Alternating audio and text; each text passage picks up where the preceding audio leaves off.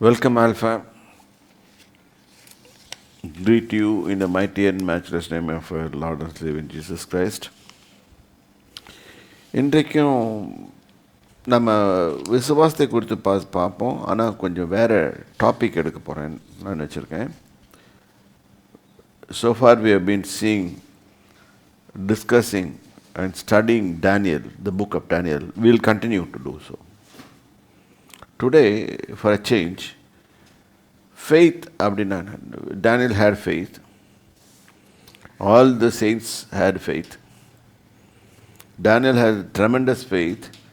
Because of faith, he went into the lions, then lions couldn't harm him. That kind of faith is terrific. இப்போ இயேசுநாதர் அவருடைய வாழ்க்கையில் சில ஃபெய்த்தாக உள்ள சம்பவங்களை நடத்தி காமிச்சார். அப்போ அவர் கொடுத்த எக்ஸாம்பிள்ஸ் தான் பார்க்க போகிறோம். Let us turn our bibles to Mark 11th chapter, verse 22. இயேசு அவர்களை நோக்கி, தேவனிடத்தில் விசுவாசம் உள்ளவர்களாயிருங்கள். எவனாகிலும் இந்த மலையை பார்த்து, நீ பெயர்ந்து சமுத்திரத்திலே தள்ளுண்டு போ என்று சொல்லி தான் சொன்னபடியே நடக்கும் என்று தன் இருதயத்தில் சந்தேகப்படாமல் விசுவாசித்தால் அவன் சொன்னபடியே ஆகும் என்று மெய்யாகவே உங்களுக்கு சொல்லுகிறேன்.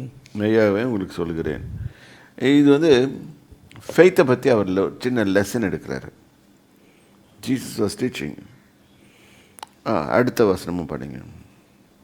ஆதலால் நீங்கள் ஜெபம் பண்ணும்போது எவைகளை கேட்கிறீர்களோ அவைகளை பெற்றுக்கொள்வோம் என்று விசுவாசியுங்கள். அப்பொழுது அவைகள் உங்களுக்கு உண்டாகும் என்று சொல்கிறேன். It will be created. இங்கே ஃபெய்த்னா என்ன? யார்கிட்ட ஃபெய்த் வைக்கணும்? Faith is an abstract thing. You can't see faith. Anybody உலகத்தில் யாருமே ஃபெய்த்தை நான் பார்த்தேன்னு சொல்ல முடியாது. அதனால தான் அன்றைக்கி ஒரு டிபேட் பார்த்தேன் நான், சயின்ஸ் வர்சஸ் ஃபெய்த் அப்படின்னு சொல்லிட்டு. Science, the effect of science and science you can see. Whereas faith you can't see. Faith is supernatural, superior, very, very, very high standard. ஏனென்றால் it's connecting you with God. And also it's connecting you with the negative things also. If you have negative faith, விசுவாசத்தில் கோளாறு உள்ள விசுவாசம் இருந்துச்சுன்னா நெகட்டிவாக போவோம். விசுவாசத்தில் ஹெல்த்தியாக விசுவாசமாக இருந்தால், தேவனுக்குடைய காரியங்களில் விசுவாசமாக இருந்தால், தேவனுடைய காரியங்களோடு சம்பந்தப்படுத்தி அவரோடு இணைக்கிற புள்ளியை சென்று அடைவோம். அதாங்க போட்டிருக்கு. அவர்களை அவரை நோக்கி, தேவனிடத்தில் விசுவாசம் உள்ளவர்களாக இருங்கள். எவனாகிலும், இந்த இடத்துல ஹீ நெவர் ஸ்பெசிஃபைடு இவங்க தான் பண்ணணும் முடியும்னு சொல்லலை.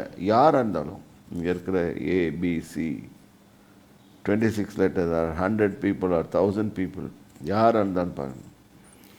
எவனாகிலும் இந்த மலையை பார்த்து, ஜஸ்ட் ஷோயிங் an எக்ஸாம்பிள். அவர் என்ன பண்ணுறாரு, ஒரு மலையை காமிக்கிறாரு.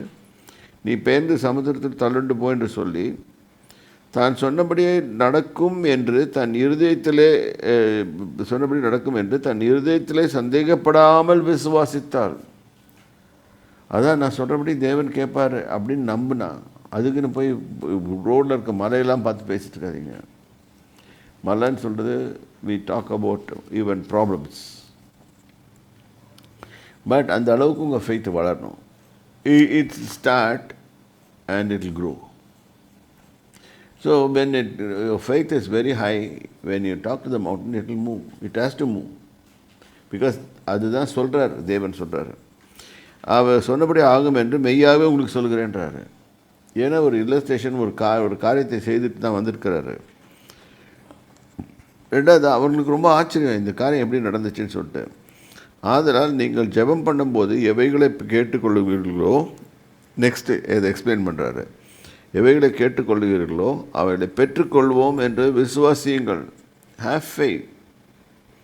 இதை பெற்றுக்கொள்வீங்கன்னு விசுவாசிங்க. அப்பொழுது அவைகள் உங்களுக்கு it will be created for you. இல்லை ஆனால் உருவாக்கி தரப்படும். வேலை இல்லை, ஆனால் வேலை உருவாக்கி தரப்படும். ஒரு பிரச்சனை, என்னால் போக முடியல, எதுவுமே செய்ய முடியல, ஆனால் it will be done for you. Faith brings the impossible things into possibilities. இல்லாதவளை இருக்கிறவர்களுக்கு கூட அழைக்கிற தேவன் என்று அவர் பேர் இட்டு. இந்த சம்பவம் எப்படி நடக்குதுன்னு கேட்டிங்கன்னா, முதல்ல பார்ப்போம் கொஞ்சம். இந்த 16ஆம் அதிகாரம் 13வது வசனத்திலிருந்து வாசிப்போம். அப்பொழுது இலைகளுள்ள ஒரு அத்திமரத்தை தூரத்திலே கண்டு அதில் ஏதாகிலும் அகப்படுமோ என்று பார்க்க வந்தார். அத்தி பல காலமாயிராதபடியால் அவர்கள் அதனிடத்தில் வந்தபோது அதில் இலைகளை அல்லாமல் வேறொன்றையும் காணவில்லை. இந்த இடத்துல வெரி இன்ட்ரெஸ்டிங் பாயிண்ட். அவருக்கு பசி உண்டாயிற்று. அங்கே ஃபிக் ட்ரீ வந்து பார்க்குறாரு, ஃபிக் ட்ரீ செக் பண்ணுறாரு. ஆனால் இங்கே ஸ்பெசிஃபிக்காக word of God is telling, அந்த ஃபிக் ட்ரீயோட டைமிங் இல்லை, பழக்காலம் இல்லை, ஆதலால் அது பழம் கொடுக்கல. அதோட சீசன் வரும், அப்போ தான் அது கொடுக்கும். நான் 2 நாளைக்கு முன்னால் உங்களுக்கு சொன்னது நினைவு இருக்கலாம். We don't have seasons. We can change seasons. Daniel changed seasons.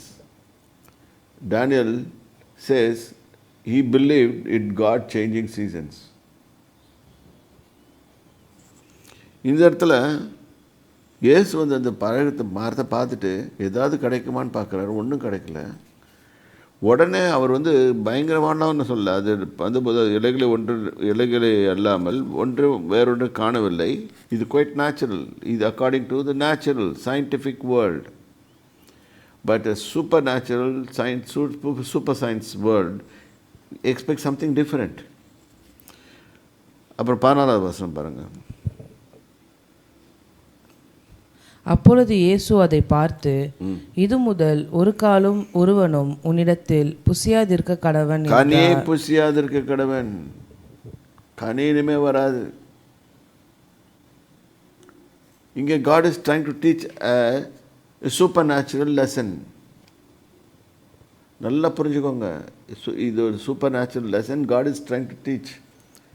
உன்னல் கனி கூட இனிமேல் கனியே வராதுன்னு சொல்லிட்டு போயிட்டார், அவ்வளோதான் சொல்லிட்டு போனார். அதை அவருடைய சீஷர்கள் கேட்டார்கள். இது அவங்க கேட்கணும்னு தான் சொல்கிறாரு. கொஞ்சம் தள்ளி போய் கூட சாப்பிட்ருக்கலாம், இல்லாட்டி வேறு ஏதாவது மரத்தை இருக்கலாம், இல்லாட்டி அந்த இடத்துல மரம் இல்லாமலும் இருந்திருக்கலாம். ஆனாலும் இவர்களுக்கு சொல்லிக் கொடுக்கணும், நமக்கும் ஒரு பாடம் சொல்லிக் கொடுக்கணும்னு சொல்கிறதுக்காக தான் இந்த சம்பவமே நடந்து இருக்கிறது. அப்போ இனிமேல் உங்கள்கிட்ட யாரும் சாப்பிட மாட்டாங்க அப்படின்னு சொல்லிட்டு போயிட்டார். தட் மீன்ஸ் ஃபுல்லாக அர்த்தத்தை சொல்லலை அவர் அந்த இடத்த விட்டு கடந்து போயிட்டார். சரி, அப்புறம் வந்து பாருங்கள் 15. அவர்கள் எருசலேமுக்கு வந்தார்கள். இயேசு தேவாலயத்தில் பிரவேசித்து ஆலயத்தில் விற்கிறவர்களையும் கொல்லுகிறவர்களையும் துரத்திவிட்டு காசுக்காரருடைய பலகைகளையும் புறா விற்கிறவர்களுடைய ஆசனங்களையும் கவிழ்த்து. இது ஆக்சுவலாக எனக்கு இது ரொம்ப ஒரு முறை நான் I think in 2006 or 2007 Andaman தீவுகளுக்கு போயிருந்தேன். அப்போ என்னை ஒரு சிஎஸ்ஐ சர்ச்சில் கூப்பிட்ருந்தாங்க. எனக்கு உண்மையாக இந்த வசனம் ப்ராக்டிக்கலாக பார்த்தேன். நாங்கள் எல்லா சபை விசுவாசிகளும் வந்து சர்ச்சில் உட்காந்து வியாபாரம் பண்ணுறாங்க. அந்த போதகர் ஐயாக்கிட்ட கேட்டேன், ஐயா இது என்னது பைபிளில் போட்டதுக்கு ஆப்போசிட்டாக செய்கிறீங்களே அப்படின்னு கேட்டேன். அவர் சொன்னார், இங்கெல்லாம் வழக்கம் அப்படி தாங்க, அவங்க கொடுக்குறத நம்ம வாங்கிக்கணும். இங்கேருந்து இங்கே தான் பண்ட மாற்று முறையே செய்வாங்க. பாருங்கள், அது எந்த காலத்துலேருந்து இருக்குது, இயேசுநாதர் காலத்துலேருந்து இருக்குது. தேவனுடைய ஆலயத்தின் காரியங்களை மட்டும்தான் கவனிக்கணும். அங்கே வந்து வியாபாரம் பண்ணக்கூடாது. ஆனால் இன்றைக்கு நாம் என்ன செய்கிறோம்? ஒவ்வொருத்தரும் எந்த நோக்கத்தோடு தேவனுடைய ஆலயத்துக்கு போகிறோம்? தேவனுடைய ஆலயம்னு சொல்கிறோம், ஆனால் எந்த நோக்கத்தோடு போகிறோம்? சில பேர் மாப்பிள்ளை பார்க்க பார்ப்பாங்க, சில பேர் பொண்ணு பார்க்க போவாங்க, சில பேர் எல்லாவித வியாபார நோக்கத்தோடு பார்ப்பாங்க. சில பேர் கேட்பாங்க, பிரதர் எங்கள் வீட்டில் ஒரு கார் விற்க போகிறேன், வாங்கிக்கிறீங்களா அப்படின்னு கேட்பாங்க. ஐயா, நீ கார் விற்கிற இடமும் கார் வாங்குகிற இடமும் தேவனுடைய ஆலயம் கிடையாது. இதை நான் சொன்னேன், என்னை திட்டுவீங்க, பரவாயில்ல திட்டிக்கோங்க, ஆனால் உண்மையை சொல்கிறேன்.